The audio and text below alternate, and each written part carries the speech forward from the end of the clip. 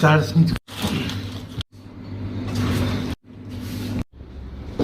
जी, यह गली जी है ये असा फिर साफ कर मारी है, ठीक है।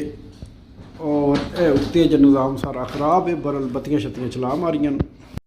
यह लुफ्तर की मोटर शोटर सारी सड़ गई है। यह फर्श भी खराब हो गई है बिच बिच, ठीक है। लेकिन इन एंड उत्ते फिर कोई सही कर लाँगे। जेंस जड़ा जना जुड़ गए है। किचन की भी लाइट जी अस चला दी है। बाकी है जितना गंद सी दीवार शवारा ये भी तकरीबन साफ कर आंदियां ने। इधे ज रंध है, लुफ्तर शुफ्तर भी साफ कर आंदा है। बहरहाल जी जुड़े है एक, ठीक है। अल्लाह खैर करे, हिम्मत नहीं हारनी।